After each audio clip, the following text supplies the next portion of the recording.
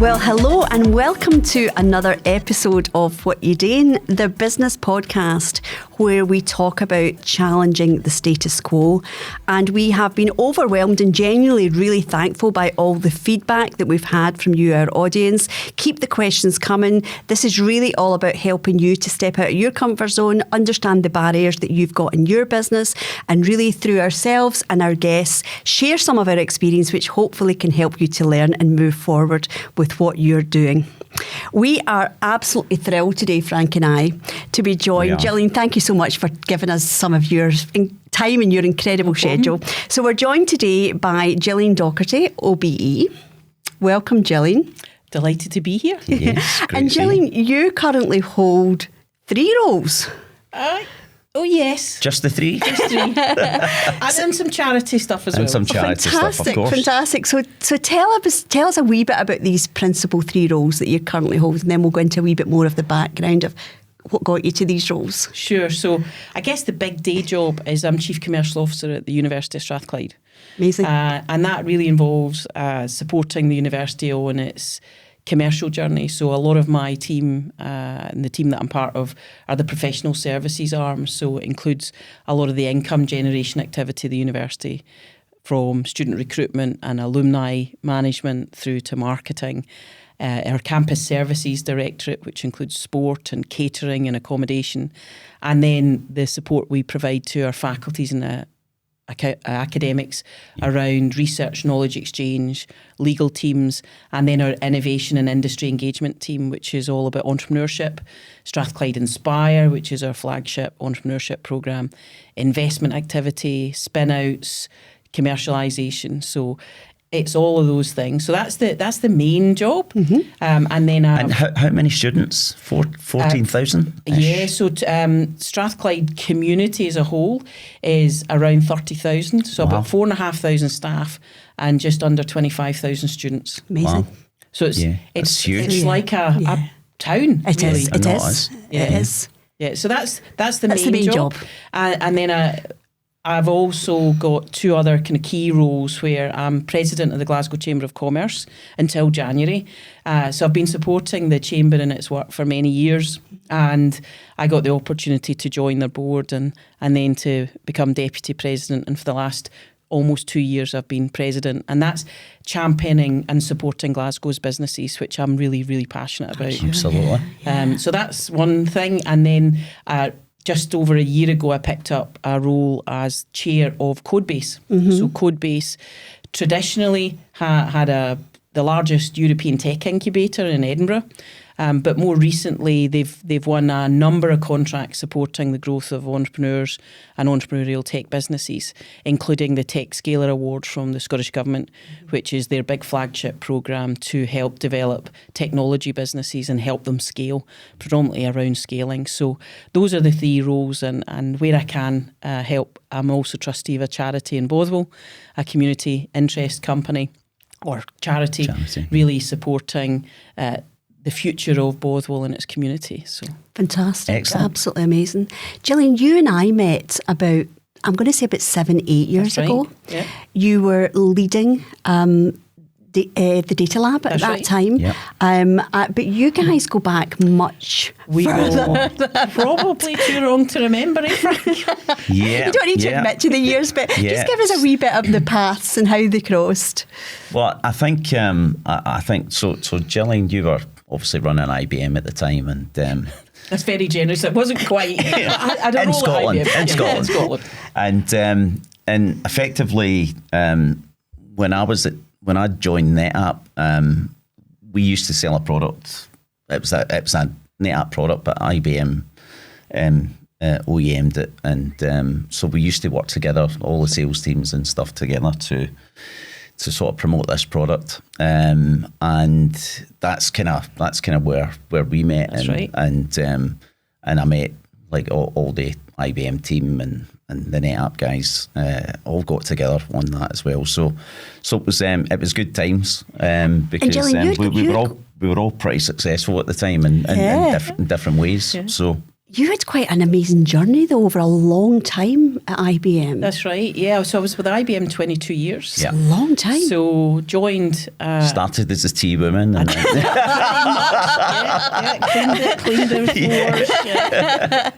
And it was a journey. Well, Yes. like any large company, you get a huge amount of opportunity. Yeah. And I probably didn't do the same job for more than 3 or 4 years, which was great, whether it was a different geography, different division of IBM, different type of role, into leadership.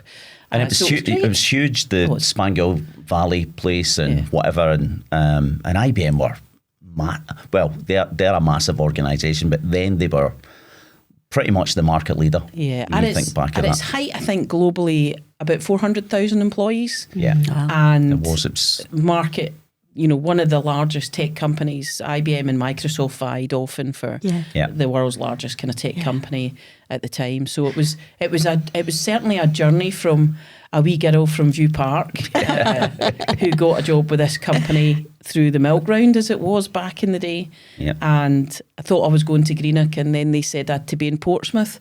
And you start with a map and you end up at the other end of the where's country. Portsmouth? Exactly. And that's where it started. And that is amazing, Gillian, and that's what I really want you to share with our audience today, is just some of that journey.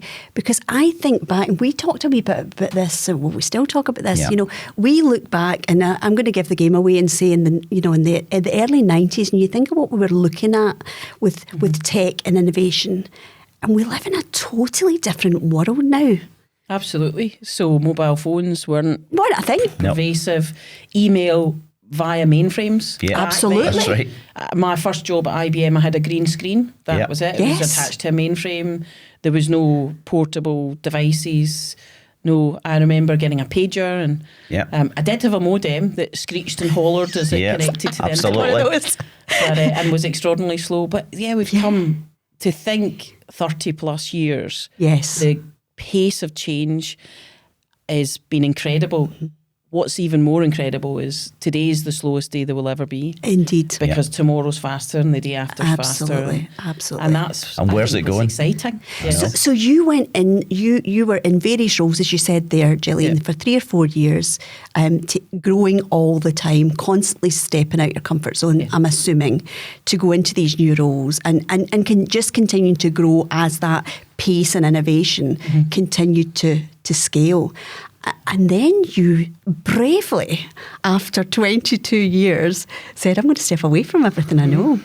Talk to us a wee bit about that. That was a leap. Certainly it was. So it was a bit of a shock, actually, in the industry at the time. It's like, Gillian's left IBM. Everybody's like, what? Yeah. What do you mean? It was. It kind of was, because you become synonymous at that point.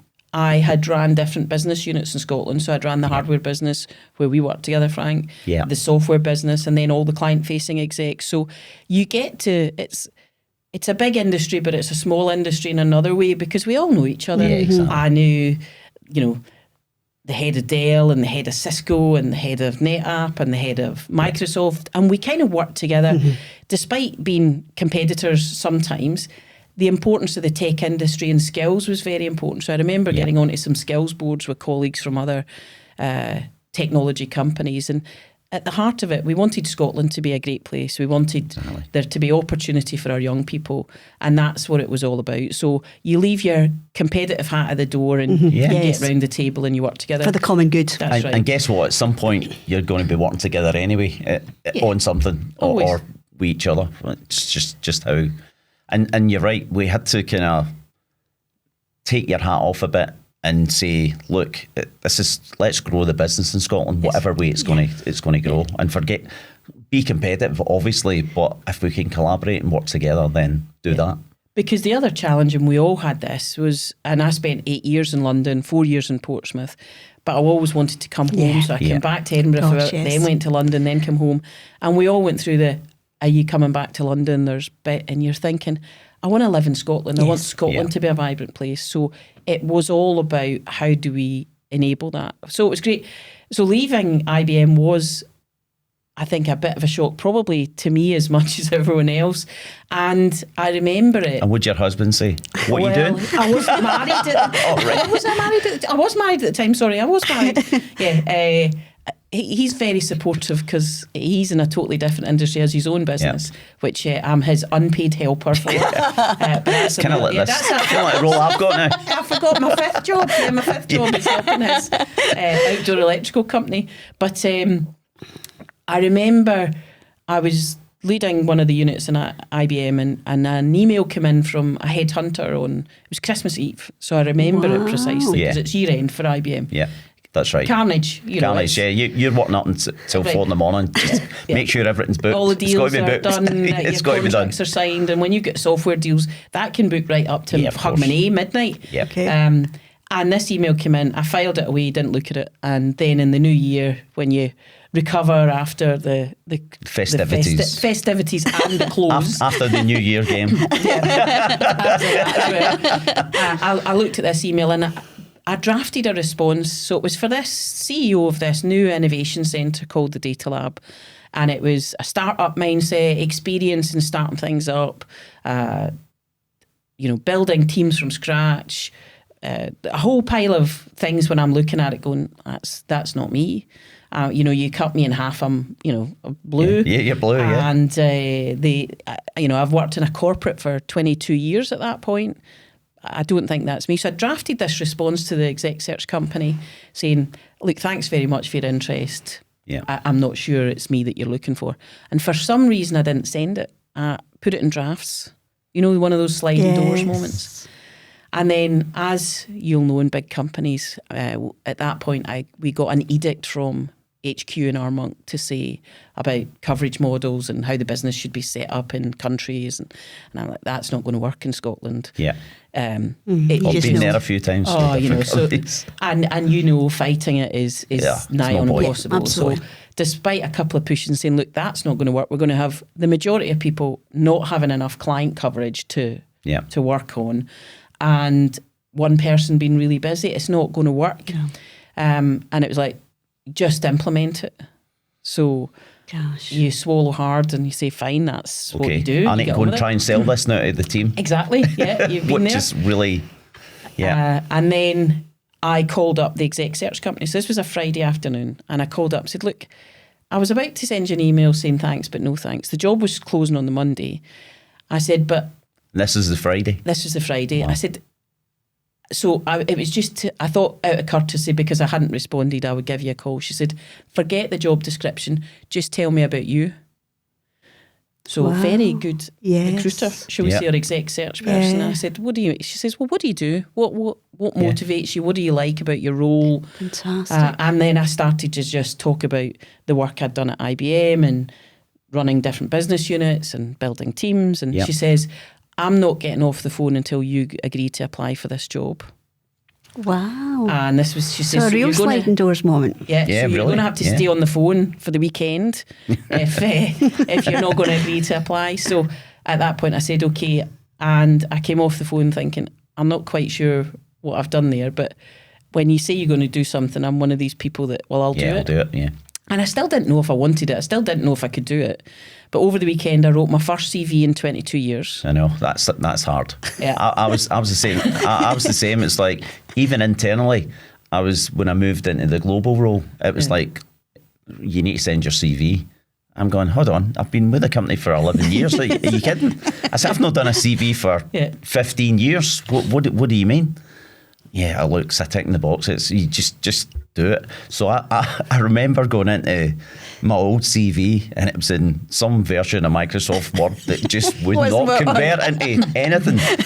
And fortunately, Wilma says, look, I'll sort it. And she talking about unpaid jobs. Came up with something. But and then I put the CV in, I remember it, and this is internal, and it was like, right, okay, that's great. And I jumped on a call with HR because, again, the process with the big companies. Even though you work there, you're applying for a job, and it was like nobody turned up on the call except my manager called me for a car, and I was going, or the recruiting manager, and she said, I says, look, nobody's on this call. What's going on? And she's like, well, the job's yours, but we just need to get through the process. So we've had this call, right? And that's... and then you chatted about something else. Exactly. And then it was crazy. And then I had to go down to meet a different manager. So I got this. This is the final tick in the box. So Steve Rackham, a guy I'd worked with for like 12 years, and I phoned him up and I said, Steve, apparently I've got to come down and have an interview with you. He says, oh, yeah, aye, that's right. He says, well, I says, so do I really need to jump on a plane to London to come and see you? He says, well, we can have a beer if you want to do that. Yeah, it's just the bureaucracy, as we know. Yeah, it's just crazy. But so, Gillian, Data Lab, you obviously got the job. Was it a lengthy process like what Frank's just described? No, it was a bit more formal than Frank's process there. So it was multiple rounds of interviews and then a final presentation with the board at the time. So it was a interim board that had been set up. So essentially the Data Lab was one of 8 innovation centres who were combining industry and academia with government funding to make a difference. That's the crux of it, to create impact, economic and social impact. And the Data Lab was one focused on data science and AI, really. Yeah. And they were looking for a CEO to build it. The business plan had been written, the funding had been agreed, and they needed the right CEO. And the more I kind of got to understand the purpose of the Data Lab and what it was trying to do to Scotland, the more I wanted it. Because Charlie, my daughter at the time, was about 4 and working at IBM. I knew what data was going to do economically and socially, what potential it had, but also some of the threats. And I was of the view that for Scotland, we need to do it to ourselves, because if we don't, someone else is going to do it to us. Yes. And that was the motivation. And the more excited I got, I really wanted it. So when I remember going for the final interview and I had to do a presentation and the classic stuff, and it was, actually, I really want this now. Yeah. And so when I was offered it and I came back to IBM saying, look, I'm going to go and do this CEO of the Data Lab thing, they were like, could you go in secondment? I was like, it's one of those things, I think you've just I've got to give it full. I've got to give it full. Yeah. And you've got to cut the apron strings and it was... I remember going to the Data Lab probably about 3 or 4 months or maybe 6 months after you joined, and the energy with the young people that were there was incredible. Yeah. So, it was great to see that everybody was like really pumped up to get this thing moving. Yeah, and it was great. The most interesting, Mark, my husband, was really supportive, but the most interesting call was my mum. Yes, and saying I'm leaving IBM to go and become CEO of the Data Lab. She says, who are these people? Who are they? And I said, well, they don't exist yet. Well, what am I going to tell my friends you do? I said, you don't know what I do now. Exactly. You don't know what I do now. So that was an interesting conversation. And she said, well, I'll be honest, I'm giving up giving you advice. You've done all right. Exactly. So, but isn't it? But one of the things they say when you are working in a particular role, can you explain it to your mum or can you explain it to your dad? It's my dad, Gillian, I have to really explain things to. And I can remember when I first became involved in working in technology in the health and beauty space, and how is this going to work? Because he really didn't get the whole feedback loop and the AI and all of this kind of stuff. And so to get him off my case, I basically said to him, I said, because he goes to the gym, he was one of these people who trained as a personal trainer at age 69, and he goes to the gym, and I said, the people that come in with your Fitbit, Dad, it's kind of like that but for your skin. So then I remember being on a course actually in New York and coming home and jet lagged, and he's coming in and he says, I've been thinking about this, how is this wee thing in your wrist going to affect your face? And I'm like, well, so I totally get your mum's conversation. But I remember when you were at Estee Lauder and you were going to the airport and you stopped at my mum's house. Oh, yes. That must have been I was away. Yes. And they weren't in, and she got her business card out and I put a wee note through the door on the back of a business card. I think she showed that business card to everybody in the whole world. This is my daughter-in-law. This is my daughter. And that's the thing when you work in something that is in the consumer space. What am I going to tell my pals? Exactly. Like Esty, she just was like, look. Yeah, I forgot about that, Frank, actually. Back to you, Gillian. Well, she told me about 10 times, so I was like, right, okay, I get it. Do you want one of mine? Yeah, exactly. No. I've got Wilma's. Exactly. Not got a clue what you do anyway, so that's fine. Good memory, Frank. So Gillian, Data Lab, you were there for how long? 7 years. Gosh. Yeah. Yeah. I didn't realise it. I thought it was short on that. 7 years. Well, it's the classic pandemic warping of time. So so it was 7 years. So 2015, I joined and left in just last year. Okay. Yeah.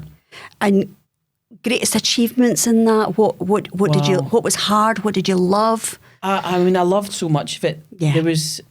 It was a fantastic opportunity because I could use all the great things IBM taught me. And that was one of the revelations, I think. You don't realise how much you've learned till you see how other people do it. Working in corporate organisations are a challenge, right, for everyone, but see the training you get. Yeah, amazing. Absolutely. More than a lot of people realise, and actually more than you realise. You think, oh, it's another training course. Exactly. But you just absorb it and actually then you go into other places and go, you're doing what? This is basic stuff.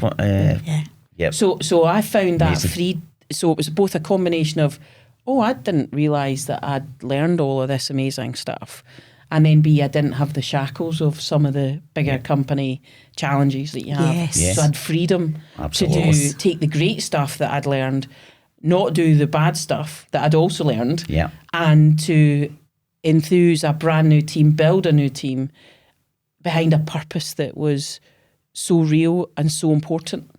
And were you involved a lot with the government then? All the time. All the time. Yes. So this is obviously why you've kind of moved into different areas of a government in terms of, different boards and different strands. So the government was the main funder of the Data Lab through the Scottish Funding Council, which funds our universities. And the Innovation Centre programme, they're all hosted by universities. And at its heart is bringing together industry, academia and government for innovation.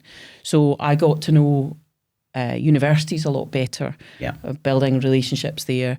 Did a lot more with government, although I'd done, as we do in the major tech vendors, you get involved in government, but with a different lens around economic development and the impact that your area of innovation can bring to society. So that opened a lot of doors, different doors that weren't really open for me at IBM or were more challenging. And it was fantastic to be able to build a team and to pivot quickly, to try something, to be really innovative and say, we're going to try this thing. And if it doesn't work, that's great, because we're going to learn something from it and we'll try something else. The biggest achievements are some of the skills programs and some of the innovation programs where we've worked with companies and funded projects that has changed the direction of businesses for the better. And on the skills programs, it's about changing lives. So we had a huge different suite of skills programs from masters and PhDs and CPD, executive education, and some of the people who had come through the masters program, and there are numerous ones of them run by the fantastic skills team at the Data Lab, came up to you and said, you've changed my life. Wow. And that's super powerful. That's priceless. Yeah. Because you've changed the direction that they were going in. You've given them opportunity. You've matched them into industry or to jobs that they love. And, I don't think you can buy that. No, you can't. Yeah. Exactly. That's brilliant. So 7 years. Yep. And that then took you towards your key role now as Chief Commercial Officer at the University of Strathclyde. How did that transition happen? Well, I got to the stage, it's interesting, the Data Lab was so fantastic opportunity for me and for everyone that actually worked there. It's great seeing, in the classic way, IBM, you were an IBMer, well, you were a Data Labber. Yeah. The people who'd come through the organisation and gone on to do amazing different jobs and roles and elevated their careers and the things they did. And it got to the stage, and it was just probably pre-pandemic, where I spoke to the chair and said, at some point it'll be right for me to go. And it'll be right on two fronts. One, it'll be right for me personally. And two, it'll be right for the Data Lab. Because I think the longer you stay at something, you become synonymous with that thing. Yeah. And for me, the Data Lab wasn't Gillian's thing. The Data Lab Scotland's thing. It's so important. It needs to be Scotland's thing. And it shouldn't be about the leadership team in any way, or gosh, an Gillian, that's amazingly group. Selfless. And and I said, look, I don't know what it might be for me. I don't know where. I'm not actively looking, but at some point, somewhere, this will be right to do. Then the pandemic hit, and it was a case of actually head down, look after the team, do important work, support the work of industry that might be struggling through the pandemic, support new opportunities that presented themselves through the pandemic. And then the role at Strathclyde came up, and I knew Strathclyde pretty well through the work that we did at the Data Lab. Knew the culture, got to know a lot of the academics, got to know Sir Jim, who's the principal, and felt quite enthused about, well, actually this could be another different trajectory.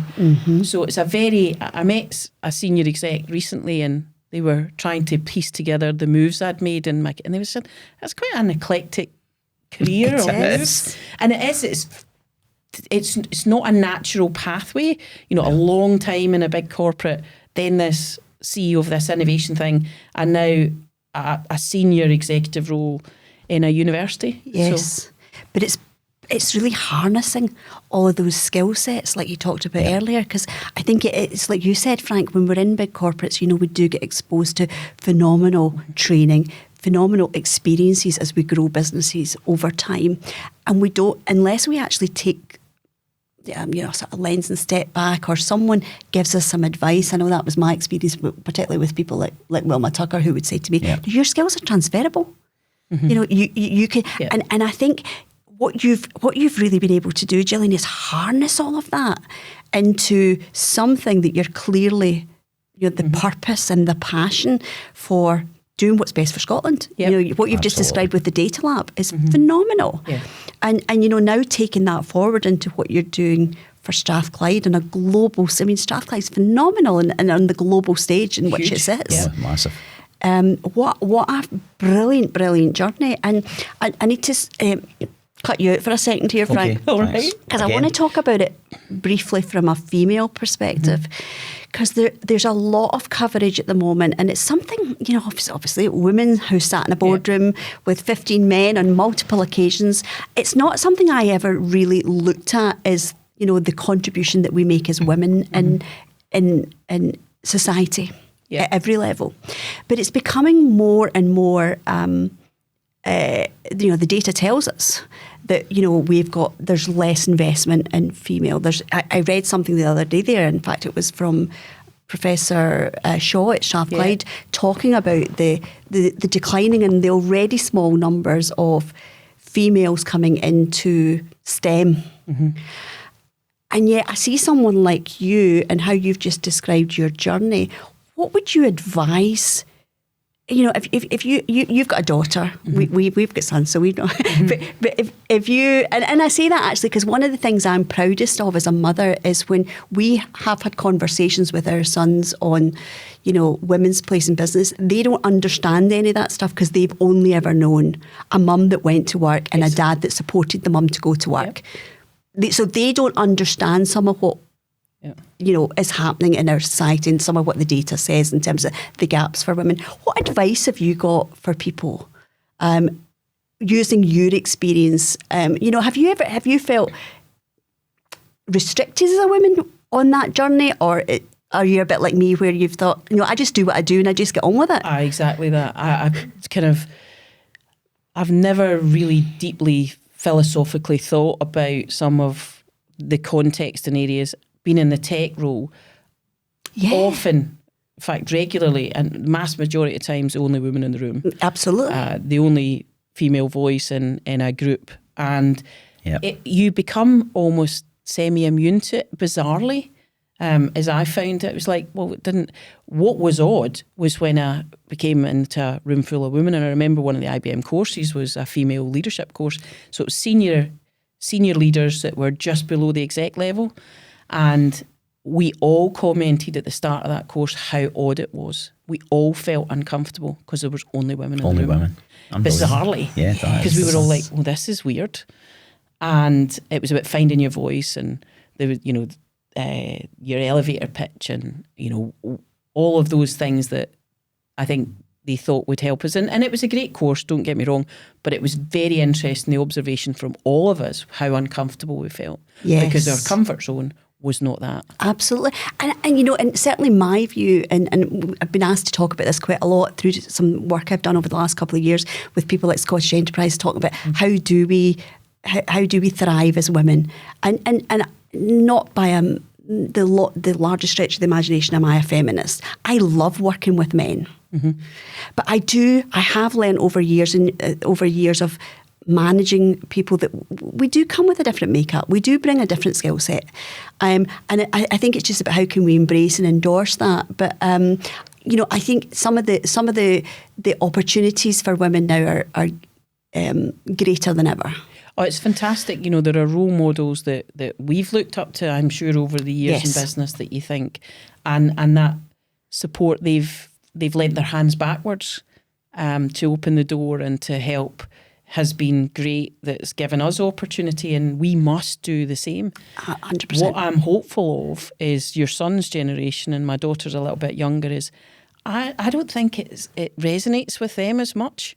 I think there's more women in the workplace, more mums, and it's just, you know, they can pull your heartstrings. So Charlie's, well, you're a mum that doesn't turn up at stuff, and then I go, well, what about so-and-so's mum that's a surgeon, and what about so-and-so's mum that does this, and what about so-and-so's mum, what about so-and-so's dad that does everything? And she's like, and it's good because it kind of quietens. Now she's just doing that because she's a wee monkey and trying to wind me up. Of course. But that's positive. It is. That you have that different opportunity. And Charlie is that bit younger, but I remember having this conversation actually with Michael about women in the workplace. And he was like, "What do you mean, Mum? You know, there's equal opportunities for everybody. Look at you. Look at." So it's not. There's not even a seed of thought in his mind that as a woman they could be restricted versus him, who's a male. Yeah. And I think that's really, really positive, and we have to embrace that. And you know, I still continue to be surprised when I come across that bias. Yeah. I had a particular instance last year when I was doing a keynote for a Scottish Enterprise programme on women in business, and actually it was. We ran out of time in the Q&A, and I got a message from one person saying, you know, you so inspired me because it was real, and you followed your passion, even though people questioned what your passion was. You followed that, and that's what I'd say to you. Yeah. You know, your journey needs to be told. Well, thank you, but I think you can't do it alone. No. So I moved back from London to Scotland because I wanted to have a family. Yes. And I knew I didn't want to do it in London. And that definitely meant I curtailed career opportunities. Yeah. So but that was the decision, and I was really happy with that decision because I wanted to still work at a senior level, but I needed the support of my family. Yeah. And that meant what it was, and I could not have done this either without my husband, but also extended the grannies and Gran and Nana who picked up from nursery, and aunties and cousins, and you know, there's a plethora of people I can phone if something's happened and I can't get away or Mark can't get away, and that's great. You do need that support system without a doubt. Yeah. And we exactly the same. I mean, I've done the same. I moved back. I was in London for 4 years. I moved back in 91. God, sounds a long time ago, doesn't it? 1st of February 1991, I remember it well. Yeah, 1991. You bought something that day, actually. I did. New BMW. That too. No, we got engaged. That was the day we got engaged. Yeah. And actually, we had so much pressure to move south, both of us, constantly. You know, and I can think of particular junctions where, you know, I remember one holiday, because what you're doing was something we talked about a lot on holiday. Yeah. Where have we got to here? And there was one holiday in particular, it was in Leva, and I said, I have flown to London every Monday morning this year. Yeah, and you know that feeling, the red eye. And I have fought to come home. And I started to think of if I could get a meeting in Newcastle or Manchester, I can come home and call it a local meeting the next day. That's how ridiculous my thought process. And I needed to change that because it wasn't fulfilling the balance and the purpose that I wanted. And, you know, just a few years ahead as a mother, I'm so thankful for those decisions, because we need to have opportunities for male, female, us all to thrive in Scotland and to operate at the level and to give back and you know, to build our society here, and having, you know, the support system of your family around you. But yeah, I could never have done it without. No yeah, chance. I think of one funny story coming home from. I was actually in Madrid, but I came home, and it was just when you were saying about Charlie and you're never at this. David coming to the door, our younger son, and saying, "Mum, I've agreed for you to come in to school and talk about." They were on their sort of commercial week where they were making stuff and selling it and all. It's probably about primary 5, primary 6. So I said, so how did this go? But don't worry, Mum, you've not got to come every week. I just need you to come on this one day. So I said, okay, so how did this come about? Well, the teacher said we needed mums and dads who worked to come and tell us what they did. So I said, so he said, Oren put his hand up and said, my dad's a vet in East Kilbride. He's going to come and so Oren's dad's coming. And I told her that you work in clothing. And I couldn't remember if you were in Morocco or Madrid today, but you'd be home tonight, and I'd ask you. And do you know, when I think back to that, I was actually in Madrid. But I used to go quite a bit to Morocco at that time because there was a manufacturing facility there. And in his mind, it was totally normal that his mum was in Madrid or Morocco, but she was coming home tonight. That was what was important. And being able to do that from Scotland is absolutely massive. I actually went into the class and talked all about sustainable production of clothes and stuff. And the kids were all, you know, but when your kids grow up with that stuff, it's just normal. And I'm really inspired to hear that's your view on some of the female stuff, because that's my view on some of the female stuff. When I was in a boardroom with 15 men, I just had to deliver what I was there to deliver and produce the results that I was, you know, what was being asked of me and my team. And I never thought about it as the fact that I was female or not. No. What's great is I'm surrounded by fantastic female colleagues, and it's broader than that. It's diversity of backgrounds, thoughts. Yes. Because that's what makes the most challenging, supportive, you know, productive teams, is that diversity. Yes. In all its forms. Absolutely. And that's what we need to make sure we do. Yeah. So Gillian, we could talk here, sit here all day and talk, couldn't we? Just to finish off, and we've covered lots of topics. Yeah. Thank you. What's next? Wow. If there's one thing you could really change, or if there's one thing that you said, you know what, I would, if we could make that happen, I would just, you know, that's what I would do. I think it's predominant, and this touches all of the roles I do, and is innovation and support to grow the economy and create a societal difference. So purposeful work, good work, opportunity to do things here that I can't do that because I need to go to London or I need to go to Silicon Valley. Well, actually, no, you can do that here. Love it. And we have great growing companies, lots of opportunities all the way through the stack, from junior roles to senior executive suite roles, and the talent here that helps make it happen. So ultimately, that we have a very vibrant place. We live in a beautiful place, we know that. Yeah. But a vibrant economy and a great society that we live and work in. Excellent. Fantastic. What a great note to finish on. Gillian, thank you so much once again. Thank you so much. Pleasure. We know how busy you are. That's all right. And we really massively appreciate you giving us this time today. I really appreciate catching up as well. Yeah, thank absolutely. you so much. Colleagues and friends as well. I know. Thank you so much. So thank you to our audience once again. We really encourage you to give us your feedback, ask questions, and until the next time, take care. Thank you.